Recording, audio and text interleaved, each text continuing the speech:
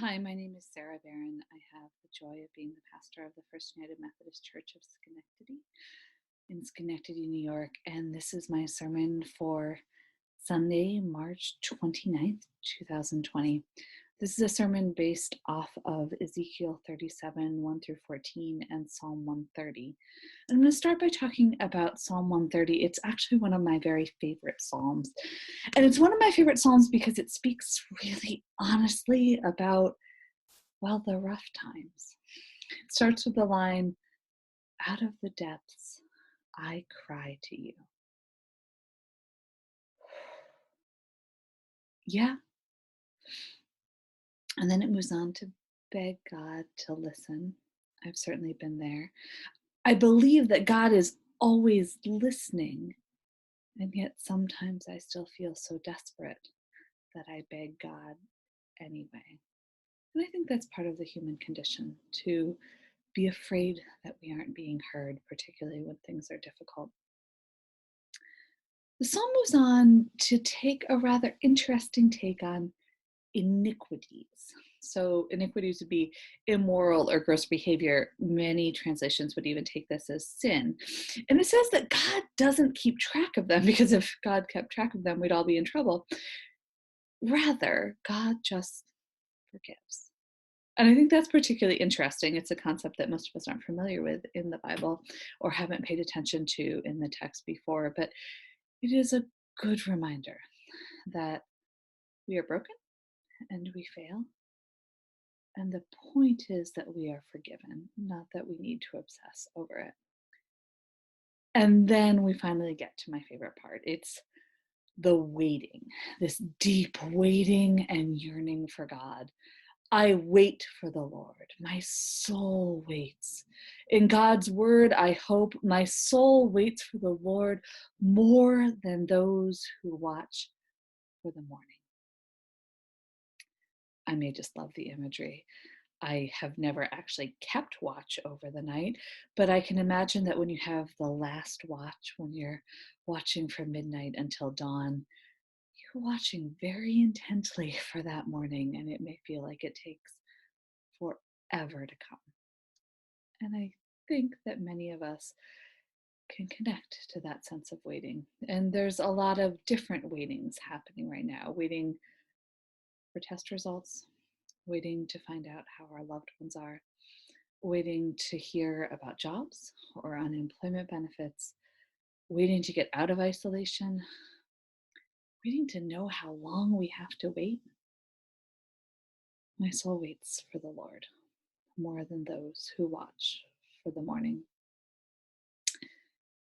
And then the psalm ends on hope, and a reminder that our God is a God of steadfast love, who has the power to redeem. There's actually some technicalities to redeem. It might not mean exactly what most people think. It is about making things right. It, in fact, refers to if a person is sold into slavery, then their redeemer would be the person who buys them back out of it. So God is the one who redeems Israel, who makes things right for Israel, even after significant errors. I'm pretty sure this is one of the Psalms that stands the test of time. It speaks directly to us in our fear. And I want to say right now, our fears are pretty reasonable. I've become aware that one of my challenges right now is that I utterly lack the ability to control the things that matter. Now, I don't ever like this, and anyone who's ever met me would probably guess that, but it's really hard. I'm doing what I can do. I'm engaging in social distancing. I'm washing my hands for 20 seconds or more. I'm using my ministry to make sure that people stay connected so that there is care for each other in the midst of mental and spiritual crises.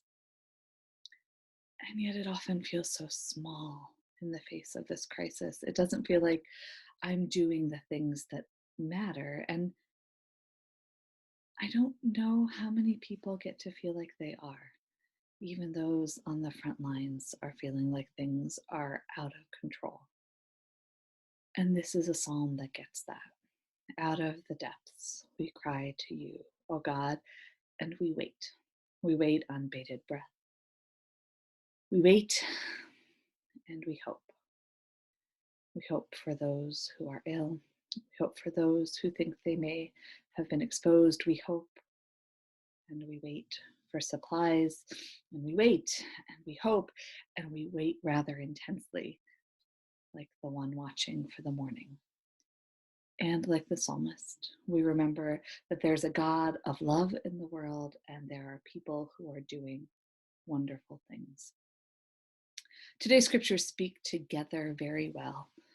Ezekiel was a prophet speaking to the people in the exile. His ministry actually started before the exile. He warned about it, continued through it, he wrote about it, and then he was taken into exile with his people, and he continued to be a prophet afterward. Today's reading comes from the portion that was during the exile. I don't know that everyone is familiar with the exile. We're talking about the Babylonian exile, which started in 587 to 586 BCE. And the story is this: the southern nation of Judea, which we often think of as ancient Israel, was engaged in a standoff, a battle, a war with Babylon, and Babylon won. So they destroyed the city gates, and they destroyed the city's temple, and they took the political leaders and the religious leaders and the educational leaders, all the people who were literate, and they marched them across the desert to become slaves in the nation of Babylon. And their captivity lasted for about 70 years, and that was a lot of generations back then. The exile is one of the main turning points of the Bible. The destruction of the temple became the beginning of Judaism as it's known today, and the beginning of the synagogue tradition and the rabbi tradition.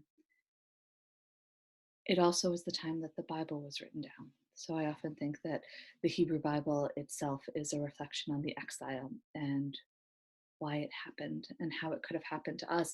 People struggled in those days. They understood God to be the one who kept them safe, and they weren't safe. And they were trying to figure out what that meant about God. The theme of exile and return is one of the major themes of the Bible. And I think it's one of the major themes because in days like these, days when we feel exiled from life as we know it, we can resonate with the themes of exile and return. There are days when we, like the ancient Israelites, think that God feels very far away. And in this passage, Ezekiel was speaking to just that, to a sense of hopelessness and dread, and to the fearful idea that God had given up on the people. The people experienced the exile as communal death. They had also seen a whole lot of individual death. The descriptions of what happened during that battle are truly horrendous. And they were struggling in their status as slaves. One thing about the Bible, it has pretty much always seen something worse than whatever it is we're going through. So the people and their shared identity and their nation and even their religion itself felt like dry bones. Now, I don't want to gross you out, so I'm going to avoid explanation, but I invite you to consider briefly how much stronger the metaphor of dry bones is than simply death. Now, by this time in the story, Ezekiel has been talking to God for quite a while, decades at least, so he's not particularly easy to stump. God asks, "Can these dry bones live?" And Ezekiel says, "I don't know. You probably do." So that's 100% for Ezekiel. And then Ezekiel gets told to preach to the dry bones and give them the message, "You will live again." So he does, because again, Ezekiel is not new at this. He does what he's told because arguing with God can be fun and is perfectly okay, but it's very rarely productive. In this vision, the bones come back together. They regained flesh and skin, and they looked like people again. And then Ezekiel was told to call the wind to bring breath back to the people, reimagining the creation story itself when God's breath initiated life. And he does, and they live where there had been a desert full of dry bones was now a big group of people. And then God actually makes it super clear, which is unusual, so we should be grateful when this happens. These bones are the nation Israel. They think they are dried up. They think hope is lost, but I, God, will bring you back, even from what looks like death. And you'll know this is true when it happens. And as it turned out, it did happen. The nation came back. So what do we hear in this story today?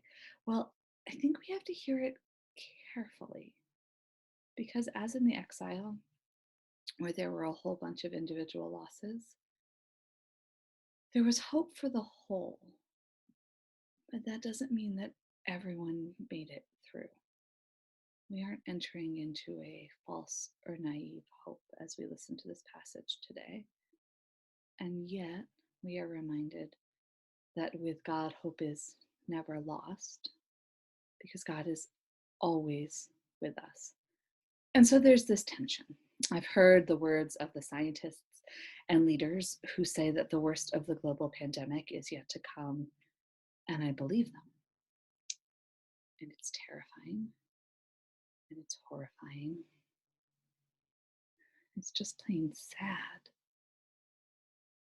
We are calling out of the depths, as the psalmist did in Psalm 130. We are in the exile of the Hebrew Bible. And as in both of those passages, hope is with us, because God is with us. God is with each and every one. And when someone is isolated and afraid, God is there.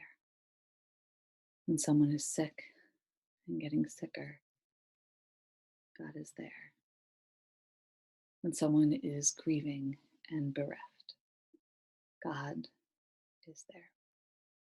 God is with us in these times as God has been with us throughout our lives. God is the one who never, ever gives up on us and never moves far from us.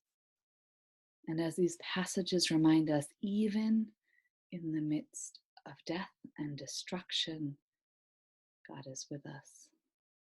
We are not alone.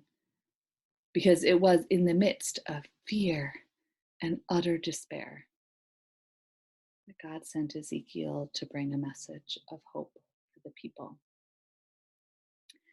And I believe that God sends us a message of hope, not an aimless or naive hope.